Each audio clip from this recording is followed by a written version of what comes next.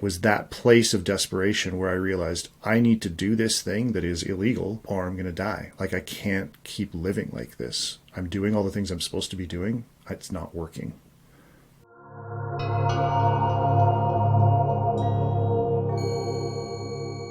When I was 10, my parents were divorced. It was me and my brother and my sister, and my mom joined the Mormon church. And that was, in hindsight, a very pivotal moment in my life. That change in culture, that change in what was our life, the immersion in that culture really fundamentally changed things for me. And in that process began what led me to psychedelics. There was a divergence from my authentic self, though I didn't realize it at the time, to a sense of identity and a sense of self that was very much prescribed. Here is now, from the age of 10 until about 35, a life that I was told was the right way to live.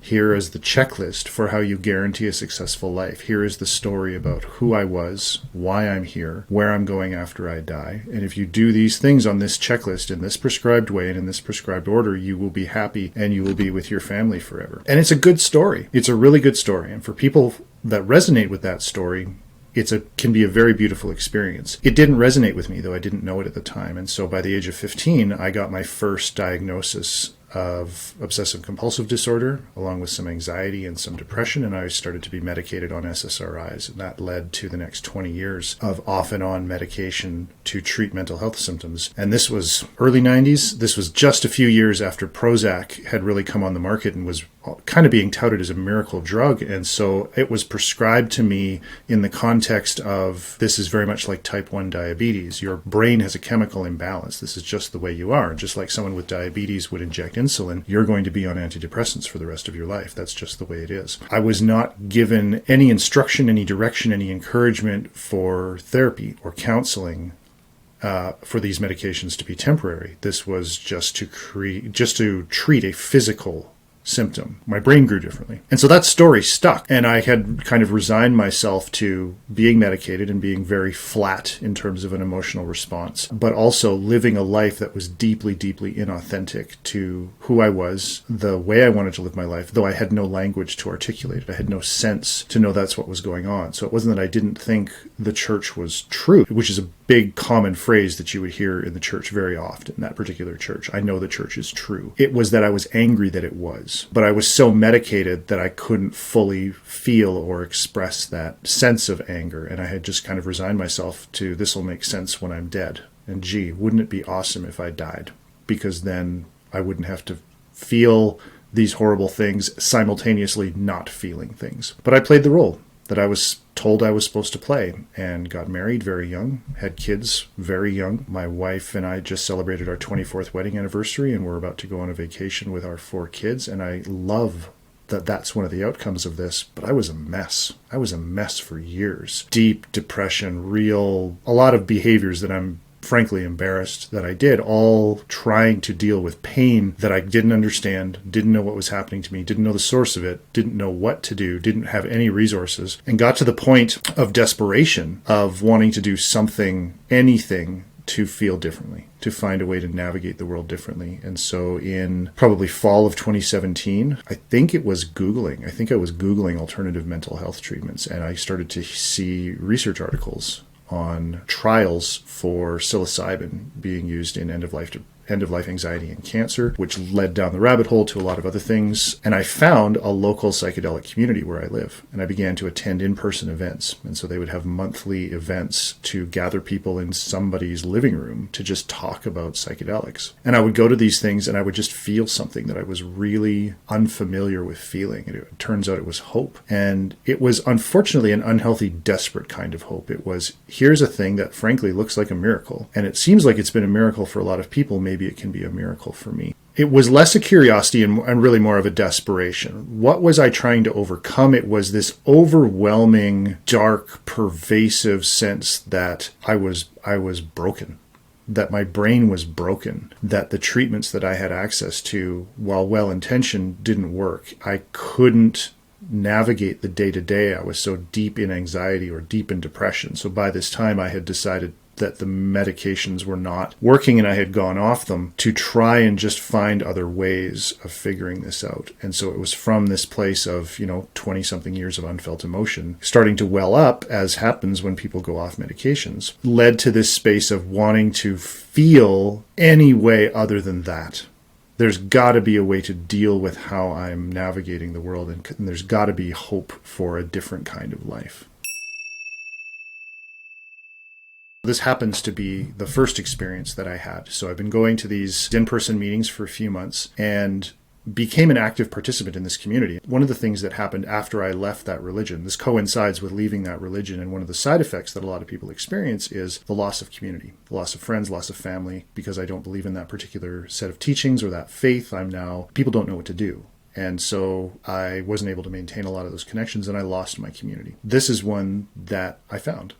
And it felt really, really good to see the same people over and over at these discussions, to have real human connections that were very, very different than the more superficial ones that I feel like were the only ones I had capacity for when I was an active church member.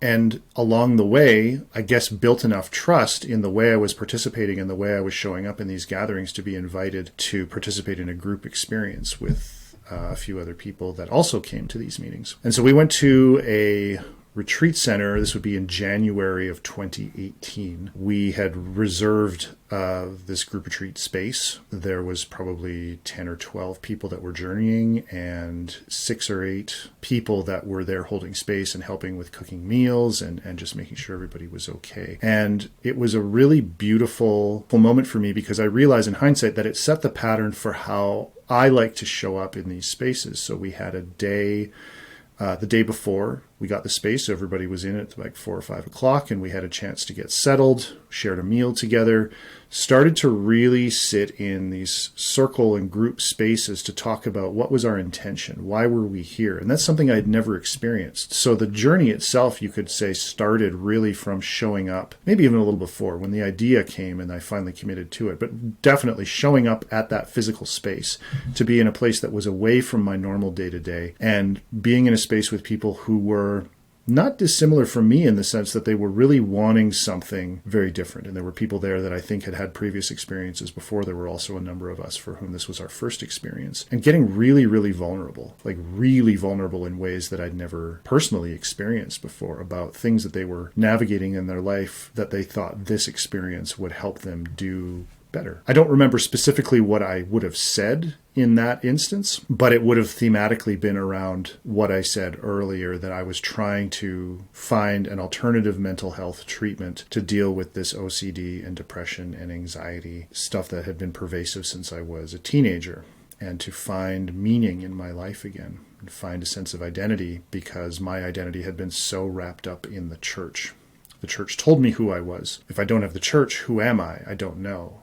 And I wanted to know, but I didn't know how, and so it led me to flail around quite a bit. And so that evening, we all eventually went to bed, got up the next morning and had a number of similar activities, more intention setting, discussion about what was it that we wanted this experience to be. What was it that we could do to set the course for the experience without setting expectations for it? And I remember that very distinctly, a discussion, deep discussion about intentions versus expectations. Again, first time I'd ever really thought along those lines, and just was absorbing all of this discussion and hearing all of these people's stories and being so amazed at the depth of richness in their stories and their intentions. And I learned what it was to set an intention for the first time. And so it softened a bit, and it became more about, I just want to experience something new. I want to have relief from these symptoms, even for a while, just to see if there's another way of navigating the world, to see if that's even possible, or if I'm sort of relegated to this space that I've been in, and that's just my lot in life. And so when it came time for the actual ceremony,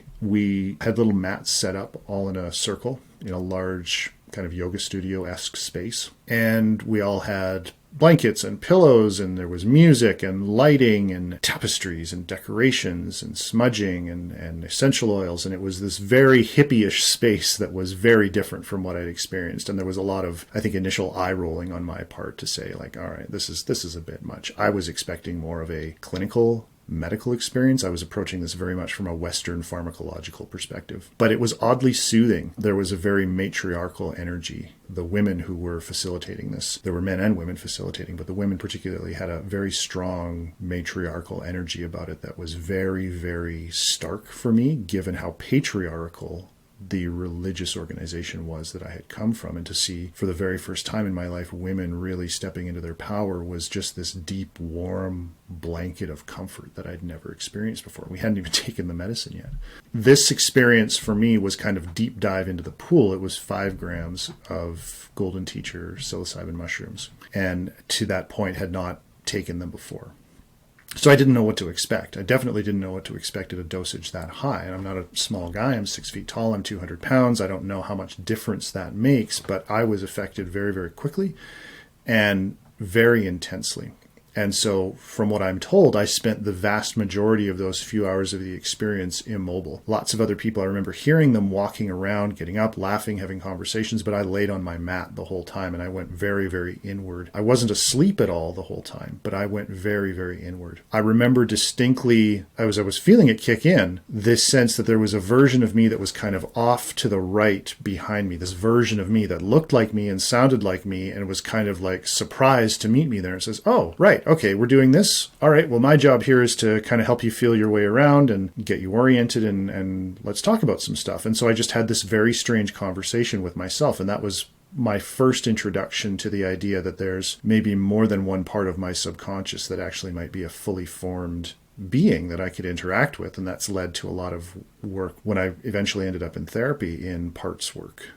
Looking at different parts of my subconscious and having conversations with them, the inner child idea. That experience right away kicked off something that was very, very long lasting, even 5 years later now. And that eventually faded and it became an experience that was not visual. And that's something that I was kind of disappointed about. I remember that. I don't tend to have visuals anyway. Like I don't have a visual imagination. And I was expecting, I realized, beautiful bright colors and lights and swirling distortions. I didn't have really any of that, except for when I really, really got into the full effects of it.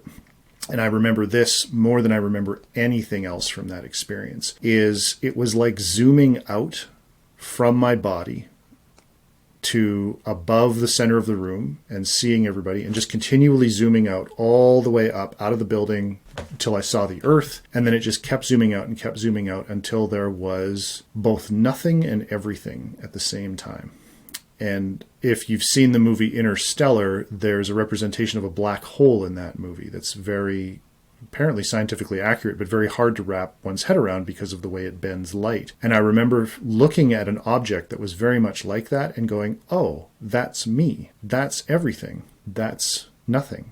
And being fine with those contradictions, with those paradoxes. But this deep, pervasive sense of seeing what felt like my truest self. That I was not this body. I was not this isolated thing that was struggling with mental health issues and relating to his family. I was connected profoundly like cells in a body are, like leaves on a tree. Lots of these images came to mind, or not images, sensations of the connectedness of things in nature that we take for granted. Like leaves don't exist on their own. They're part of a tree, and the tree doesn't exist on its own. It's connected to the ground, and the ground doesn't exist on its own. It's a layer on top of a planet, and the planet doesn't exist on its own because it orbits the sun. That idea of the intense, deep, pervasive connectedness of all things got me to a place of realizing, oh, I'm not a separate object connected to something separate. I'm a leaf on a tree. I'm no more or less than everything. And it's become a joke around our house. Oh, Dad thinks he's the universe. I felt like I was the universe. I felt like I was not just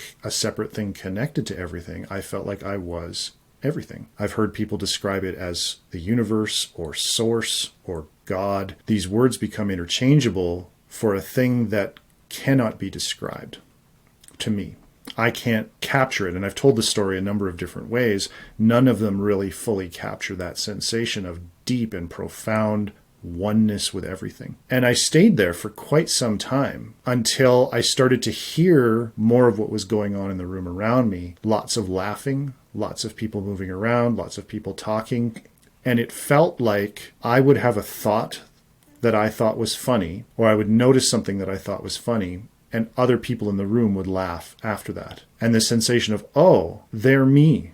They're laughing because I'm thinking something's funny. And I started to wonder, am I going to remember this? Like, I'm simultaneously stuck here forever, and this is going to end, and I don't want it to end. I don't want to forget. I don't want to fall asleep again and forget this sensation, this sense of connectedness. And so I started to giggle because I'm like, oh, I know what I'm going to do. I'm going to play a game. I'm going to play a game with myself, and I'm going to put reminders so that when I see these things and I've forgotten, I'll remember. So I thought, what could I do? What could I do? What could I do? I'm like, oh, I know. I'm going to create the stars. I'm going to create the stars, and I'm going to put them in specific patterns so that when people see those patterns, or when I see those patterns, I'll remember. I'll remember that it's me who did that, and I'll remember who I am. I'm going to create music. And so when people play music and they write songs, I'll see myself in it, and I'll remember who I am. I am that music, and I am that person who wrote that song and recorded that song and put it on Spotify. And it was a lot of things like that where I realized in a place where time did not exist, I was creating everything that I wanted to experience.